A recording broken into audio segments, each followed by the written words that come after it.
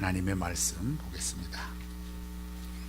누가복음 17장 11절로 19절 말씀입니다.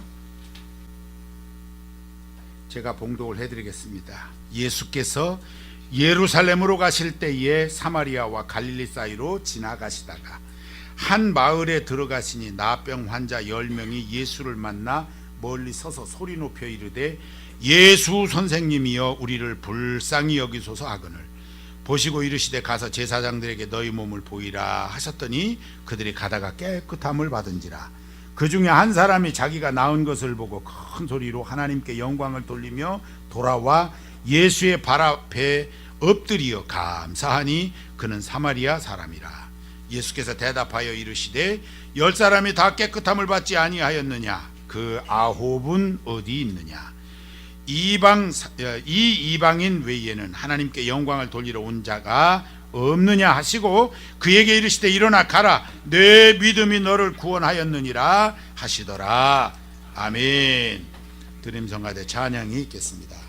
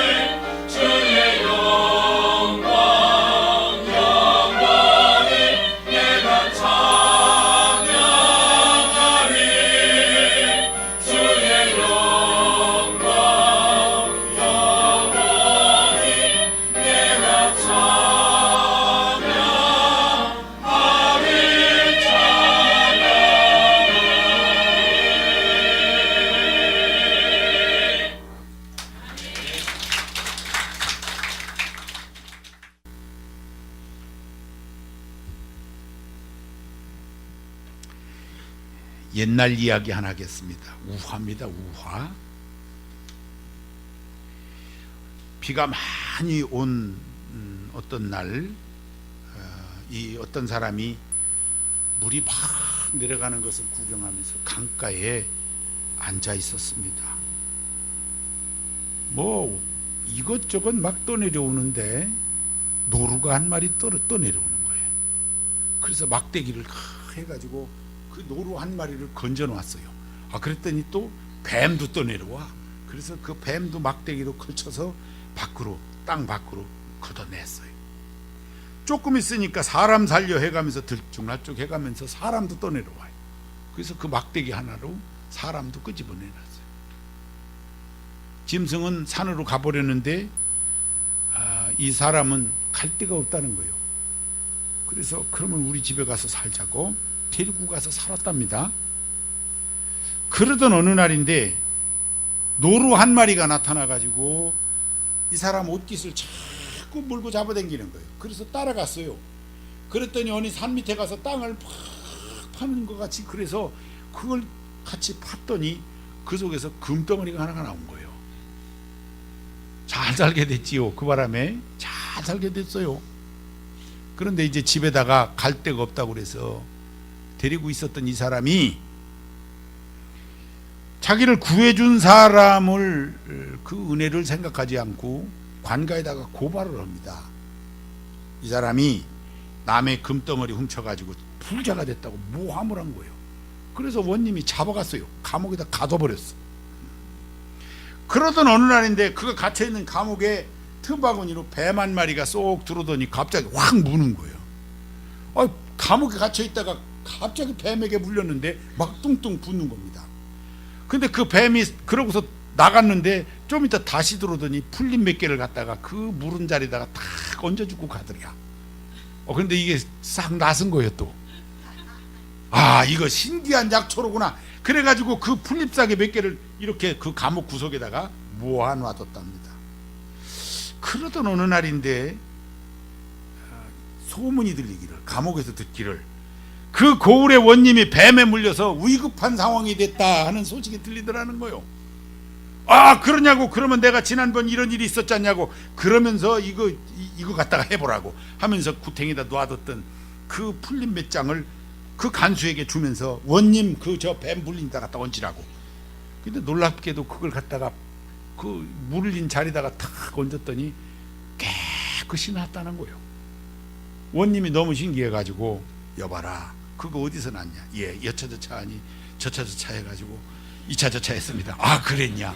그 사람에게 가보자. 가가지고 감옥에서 이게 어떻게 된 일이냐 물으니까 그동안 있었던 이야기, 물가에서 노루 건져주고 뱀 건져주고 사람 건져준 이야기를 쭉 한 거예요.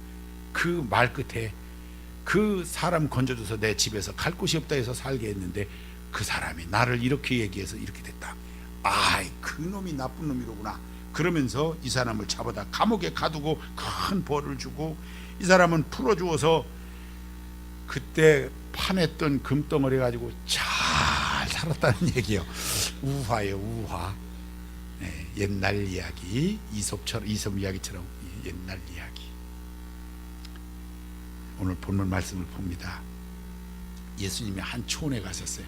성경은 한 촌이라 그랬는데 이게 베다니일 가능성이 높아요. 거기가 나 환자촌이 있었어요. 많은 사람들이 그곳에 있었어요. 10명의 나병 환자가 있었습니다. 이들이 주님이 거기 오셨다니까 소문을 들었는가 봐요. 그 주님이 하면 될 거라는. 예수 선생님, 우리를 좀 고쳐주십시오, 불쌍히 여겨주십시오 하고 간청을 하게 됩니다. 나병 지금도 고약해요. 요즘엔 뭐 이렇게 약 쓰면 더 진행은 안 되고 뭐 이렇게 된다고는 해도 그 참 고약한 질병이에요. 고약한 질병인데 당시에 이 병이 걸리면 저주의 병이라고 해가지고서 인간답게 사는 것을 포기해야 했다고요. 격리되어져 있었고요. 우리도 그런 일이 있었지 않습니까? 이거 고침을 받아도 흔적이 남고, 고침을 받으면 제사장에게 가서 보이고 나섰다고 해서 가족에게 돌아갈 수 있도록 그렇게 확인해 줘야 되는 거예요. 이 고약한 질병, 주님이 그걸 모르실 리 없습니다. 불쌍히 보셨습니다. 고쳐주셨죠. 고쳐주신 방법이 제사장에 가서 보이라. 가다 보니까 낫은 거예요. 가다 보니까 이게 고침을 받은 그 중에 한 사람이 가다 보니까 나섰는데, 물론 자신만 나선 게 아니에요. 다 나섰어요. 그런데 본인만, 한 사람만 되돌아와서 큰 소리로 하나님께 영광을 돌리고 우리 예수님께 살해하며 감사했다. 뭐 다 아는 얘기예요. 그랬더니 예수님이 나머지 9은 어디 있냐? 성경은 고상하게 기록이 돼 있어서 이렇게 표현이 됐지, 그 상황으로 볼 때는 이렇게 기록하는 것이 옳지는 않은 것 같아요. 저 같으면 뭐라고 기록해 놨을 거냐, 제가 만약에 누가 했다면 이걸 뭐라고 기록했냐면 나머지 9놈은 어디 갔냐 이렇게 해서 기록해 놨을 것 같아요. 저 같으면 주님의 심정을 제대로 담았어야 돼요. 9분은 어디냐, 이렇게. 지금 이게 인격적으로 예우받을 상황이 아니에요. 이해는 될 수 있습니다. 얼마나 가족들 품에 가고 싶었겠어요. 이게 나았는데. 그러니까 얼른 제사장이 보이고 가족들을 만나러 가고 싶었을 것입니다. 그런데 우리 주님은 9을 찾으셨다는 것이지요. 9 어디 갔냐? 9이 없는 거예요. 안 온 거예요. 하나만 온 거예요. 여기 되돌아온 사람이 사마리아 사람 하나 왔어요. 사마리아 사람 하나.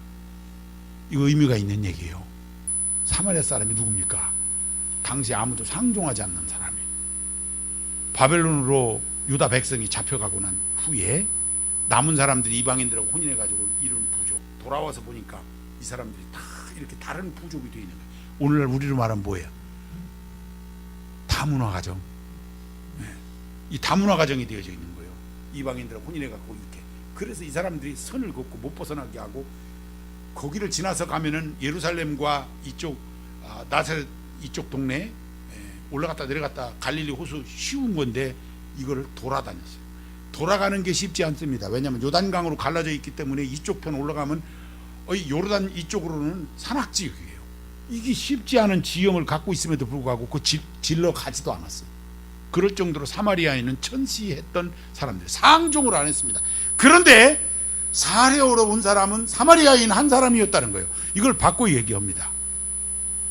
하나님을 믿는다고 하는 그 유대인에게서 영향을 받은 사람들이 있고, 이방인으로 전혀 하나님과 관계없이 산 사람이 있는데, 이게 고침받은 것을 고맙다고 인사하는 것은 사람 취급을 받지 못하던 사람은 왔는데 하나님 앞에서 믿음이 있다고 하는 그런 족속으로 태어나서 그렇게 믿음을 가지고 살아왔어야 될 사람들은 그거 돌아오지 않았다는 거예요. 오늘날로 얘기합니다. 예수 믿는 사람들은 하나님 앞에 이 은혜를 감사할 줄 모르고 세상 사람은 감사했다는 거예요. 호되게 얘기하면 엄청난 사건이에요. 엄청난 사건이에요. 강조하고 있는 그 사마리아인이 그랬다는 거니까 우리가 이 되돌아온 한 사람의 의미를 크게 여겨야 되는 거예요. 그래서 하나님을 믿고 하나님을 의지한다고는 우리의 믿음의 사람들이 적어도 하나님의 은혜를 받고 살면서 이 은혜에 하나님 앞에 돌아와서 감사하고 영광을 돌릴 줄 모른다고 하면 이게 신앙이냐라고 얘기하고 있는 겁니다. 이 사마리아 사람은 은혜를 아는 거예요.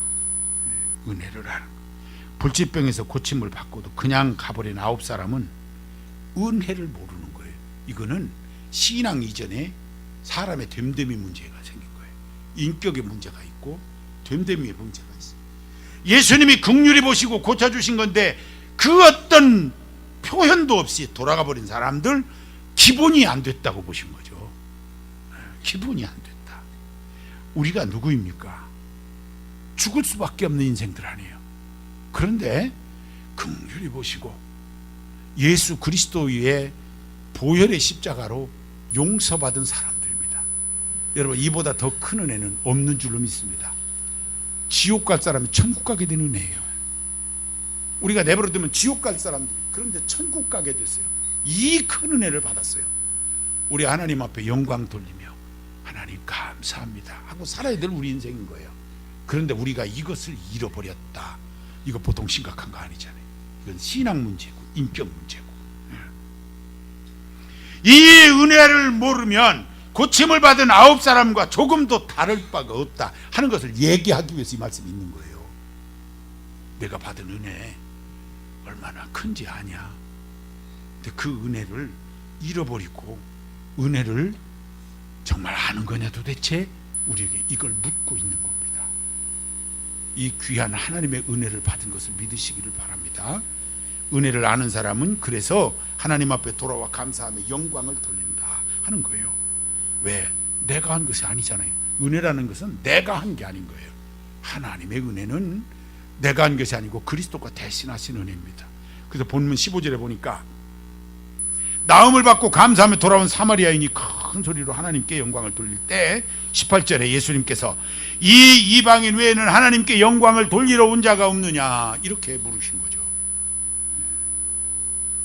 하나님 기뻐하시는 모습으로 하나님 고맙습니다 하고 우리가 인생을 살아야 된다는 거예요.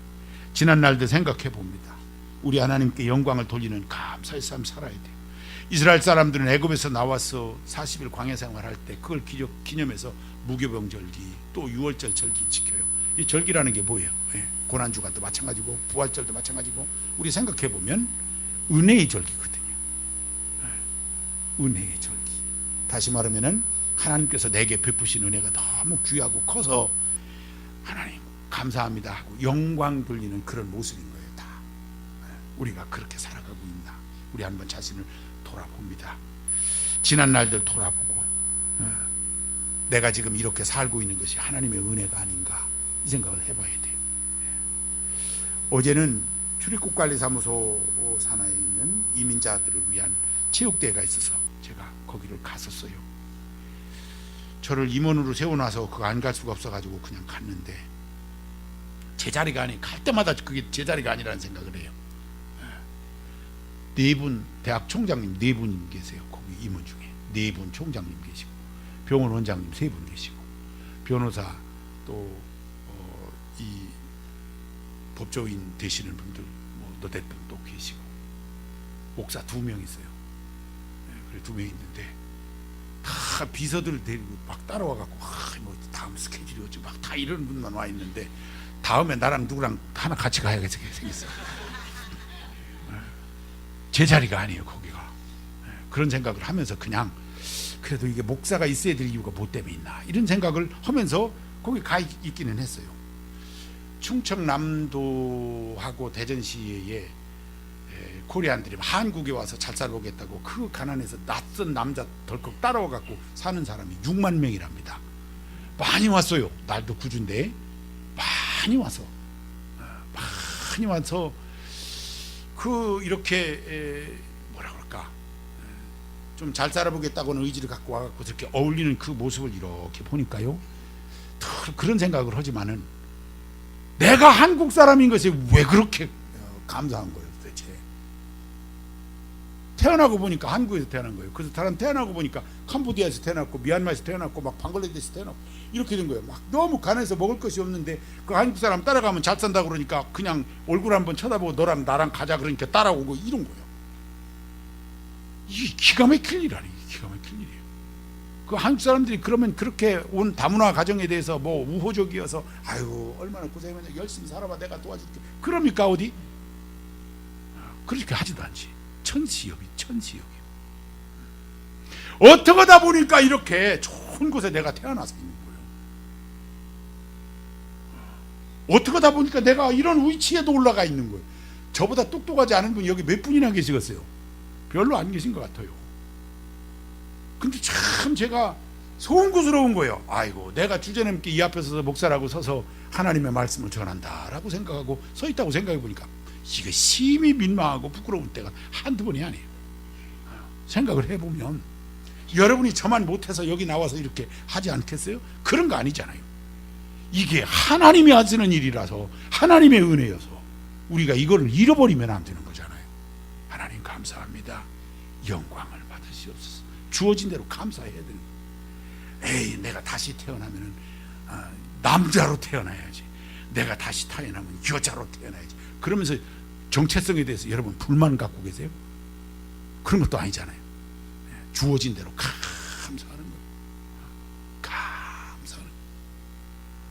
방글라데시 가보니까요 여자들이 다 그 남자들이 물을 떠오면 얼마나 쉽게 떠오겠어. 그냥 번쩍 들고 오면 될 것을 갖다가 여기다가 물동이 하나 달고 여기다가 물동이 하나 끼고 그리고 또 애는 또 이쪽에다가 매달아서 하나는 달고 산을, 남자들은 집에 그늘에서 낮에 가만히 있다. 날 어둑어둑 해가지고 해 떨어지니까 놀러 나와가지고 남자들끼리 씩씩거리고 돌아다니고. 감사하세요. 여성 여러분 감사하세요. 방글라데시 태어났으면 그 불쌍한 모습이 내 모습이요. 아휴, 어떡하다 한국에서 태어나서 남자들이 이렇게 어려워. 방글라데시에 태어났어야 되는데 이러고 계세요? 아이고, 그런 거 아니잖아요. 우리가요, 내가 한 것이 아무것도 없는데 내가 이렇게 되어 있는 것을 잃어버리고 살아요. 얼마나 감사한데, 얼마나 좋은데, 있는 것에서 그대로 감사하고. 이 하나님의 은혜지. 이 시대에 태어난 게 또 얼마나 감사한지 몰라요. 이 시대에 태어난 게. 우리 조금 더 일찍 태어나서 1800년대에 태어났으면요, 다 지옥 갔어. 이미 갔어요. 다 갔어. 1800년대 태어났으면 여기 남아있겠어요? 다 갔지. 근데 어디를 갔어요? 다 지옥 갔어요. 그래도 1900년대 태어나서 이 복음이 싹 들어올 때 우리가 태어났어요. 이 5000년 우리나라 역사 속에 살아왔던 그 모든 사람들보다 특권을 가지고 태어났어요. 하나님의 은혜를 받을 수 있는 시기에 태어났어요. 앞으로 태어난, 오늘 또 태어났다고 감사한 게 왔는데, 이게 생각해 볼 필요가 있는 거예요. 앞으로 태어나는 사람들이 예수 잘 믿는다는 보장 없어요. 시대가 점점 예수님 믿는 것이 예전 같지 않은 모습을 우리가 느끼면서 살죠. 앞으로 태어날 사람들이 예수님하고 멀어질 확률이 훨씬 높습니다. 예수님을 믿을 수 있는 그 시대적 환경 속에 그때 태어나서 복음이 들어오고 예수님 믿게 돼서 특별하게 5000년 역사 속에서 천국 가는 유일한 세대에 태어났어요. 이거 여러분이 그렇게 하고 싶어서 했어요? 하나님의 은혜죠. 생각해보면 참 큰 은혜요. 얼마나 감사한지 몰라요. 이 은혜를 받았어요. 내가 그리스도인 된 것, 나의 나 된 것 다 주님의 은혜. 감사하시기 바랍니다. 하나님께 영광 돌리시기 바랍니다. 그렇게 살아야 돼요. 이 하나님의 은혜를 알고 우리 하나님께 감사하고 영광 돌리며 살면 하나님의 역사는 쉬지 않습니다. 쉬지 않아요. 병고침을 받으면서 이 은혜를 생겨서 돌아와서 감사했더니 가라, 내 믿음이 너를 구원하였느니라. 신분을 바꿔놓으셨어요. 바꿔놓으셨어요. 사마리아인, 이 멀리 하는 사람이잖아요. 그런데 너 구원받았다. 이제 너는 하나님의 자녀다. 선언이 됐어요. 사마리아인으로 신분을, 하나님의 자녀로 신분을 바꿔놓으셨어요. 큰 은혜였어요. 이게 무슨 얘기예요? 하나님 앞에 돌아와 살해했더니, 하나님 앞에 감사했더니, 하나님께 영광을 돌렸더니 하나님의 은혜가 그에게 더하였더라는 거죠. 늘 하나님께 영광 돌리는 삶을 살면 하나님이 내 인생을 책임져 주실 줄 믿으시길 바랍니다. 다니엘서 6장 10절 이하에 보면 다니엘이 조서에 찍힌 어인, 임금도장 찍힌 것, 예루살렘 향하여 전에 행하던 대로 하루에 3번씩 무릎 꿇고 기도했다. 이게 무슨 얘기인지 아세요? 당시에 바벨론에는 총리가 3명 있었습니다. 그 3명 중에 이방인으로 잡아다가 이렇게 총리가 된 사람이 다니엘이 하나가 있고 그 나라 사람 총리가 2명이 있는 거예요. 근데 이 총리들이 시기해요. 왜? 다니엘이 너무 똑똑해요. 시기합니다. 그래서 어떻게 집어넣을까 하다가 이 다니엘이 하루에 3번씩 기도한다는 사실을 알고 다른 신에게 절하니 그거 절하는 사람 사자굴 속에 던져 넣어야 됩니다 하고 왕에게 건의해 갖고 왕이 그렇게 해라고 도장을 찍어줬다 그 말이에요. 그럼에도 불구하고 다니엘은 하나님께 영광을 돌리며 기도하는 것을 쉬지 않았어요. 그 결과가 어떻게 됐습니까? 사자굴 속에 던져집니다. 그런데 사자가 배가 불렀는지 안 잡아먹었어요, 다니엘을. 그리고 사자와 함께 지내다 나옵니다. 깜짝 놀랐어요. 건드리지 못합니다. 그래서 이 다니엘을 그 바벨론의 총리로 아주 굳건하게 세우는 하나님의 역사가 그에게 있었어요. 이게 어떻게 해서 이런 일이 가능했을까? 하나님의 역사가 계속되어질 수 있었을까? 어떤 상황에서든지 하나님께 감사하고 하나님께 영광 돌리는 삶을 살아갈 때, 그리고 그분을 인정할 때 하나님께서 그 인생을 책임져 주셨던 것을 찾아보게 됩니다. 우리도 그렇게 될 줄 믿으시기 바랍니다. 중요한 얘기예요. 은혜를 알고 그 은혜에 하나님께 영광 돌릴 줄 아는 삶이 되면 하나님의 도우심은 끊이지 않는다는 것입니다. 결론이 그래요. 이렇게 하나님의 은혜로 삽니다. 이렇게 믿음의 고백이 항상 되어질 수 있다면 이것이 우리의 신앙인 거예요. 이것이 우리의 믿음의 고백입니다. 이것이 신앙 인격이고 그것이 습관이 되어지면 그것이 삶이 되는 거예요. 하나님 보시기에 아름다운 삶이 되어질 수 있는 거예요. 하나님 보시기에 합당하게 되시길 바랍니다. 아버지께 감사하고 영광 돌리는 삶으로, 그리고 그 하나님이 기억하시는, 야, 그 중에도 하나님께 영광을 돌렸구나, 하나님이 기억하시며 그 하나님의 인도하심이 끊이지 않는 이 은혜가 계속 되어지시기를 바랍니다. 은혜를 기억하고 감사하며 돌아온 사람에게 우리 주님이 귀하게 여기신 것을 본으로 삼으신 거예요. 너희도 그렇게 하겠다는 거죠. 돌아오지 않은 그 사람들 이렇게 해서는 안 되지 않느냐 하는 말씀을 우리 주님께서 우리에게 강하게 하신 거예요. 11월은 감사하고 하나님께 영광 돌리는 그러한 달입니다. 오늘 또 우리 하나님께 영광이 되는 귀한 날, 우리 하나님 앞에 믿음의 고백을 감사하며 할 수 있는 좋은 날 되시고, 하나님의 역사하심을 지속적으로 받는 큰 은혜가 있으시기를 주의 이름으로 축원합니다. 한 음성으로 기도합니다. 하나님 아버지, 감사합니다. 저희들 사랑해 주셔서 은혜 가운데 함께 해주신 거 감사합니다. 은혜를 아는 사람, 이 은혜로 내 인생을 복되게 하신 사실을 기억하고 하나님 앞에 나올 줄 아는 사람, 영광 돌 줄 아는 사람 되게 하여 주옵소서. 우리에게 하나님의 역사하심이 끊임없이 나타나지게 하여 주시옵소서. 하나님 보시기에 합당케 하여 주시옵소서. 예수님의 이름으로 기도하옵나이다. 아멘.